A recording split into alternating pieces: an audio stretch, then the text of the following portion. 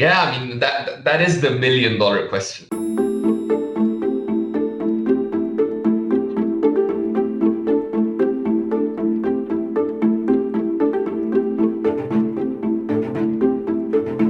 Now, when you look at the Uber service, I think we can segment it in two big ways. One is commute trips and non-commute trips. We've seen non-commute trips come back a lot faster. However, commute trips have definitely been lagging behind because a lot of work has also changed. So a lot of people are working from home. A lot of businesses are not fully up and running yet.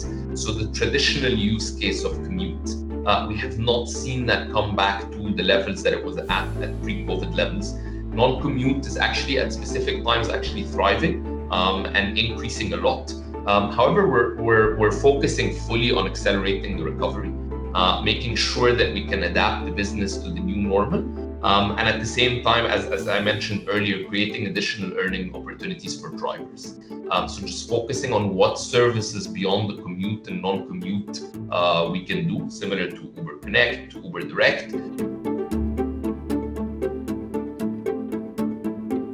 Yeah, I mean, that is the million-dollar question. So I think we're actively focusing on use case by use case.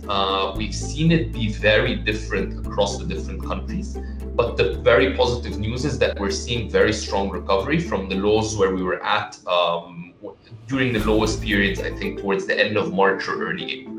So some markets are near full recovery. So I'll take Egypt as an example. We're very close to being at pre-COVID levels. And we're seeing, again, similar to what I mentioned earlier, the lower cost products doing extremely well. So products like taxi in Egypt, which we launched recently, products like Moto, Uber Bus. So again, a lot of use cases on the lower cost segment. But again, like we're seeing very positive signs. In some other markets, it's more hard to predict because we're seeing a lot of fluctuation. An example is Jordan.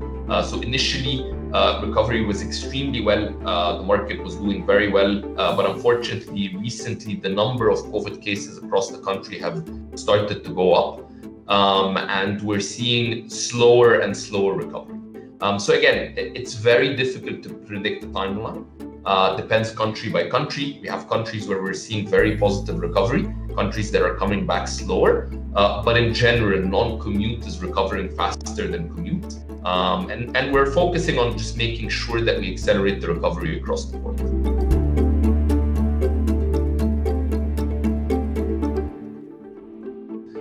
And at the same time, we've also seen people shift a bit towards lower cost products. So as you can imagine, people during the pandemic are more and more price sensitive. We have a taxi product in Saudi Arabia that has been doing extremely well, but has actually thrived as part of the pandemic. So we've seen taxi trips go up a lot. Again, like our focus around safety is the top priority for us, whether it's on taxi, whether it's on every single product. So we've been focusing more on how we can provide more lower cost options and lower cost ways for people to get from A to B.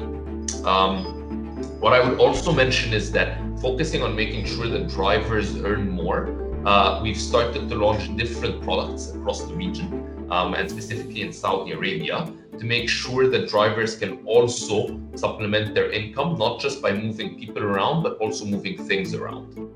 So we launched a product called Uber Connect, which you can basically send things between friends. You can basically ask the driver to buy something on the way. And we've launched as well in some places across the region a product called Uber Direct, where we partner with e-commerce companies and with just companies in general that want to send things around, because that's a use case that we've really seen come up throughout the pandemic.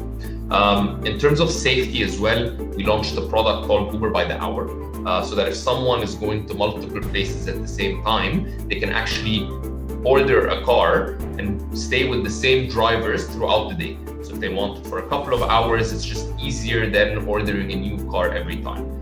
So we've really tried to focus and hone in on what we can do and what is the new way of getting around, and try to really make these changes not just across Saudi Arabia, but across the entire region.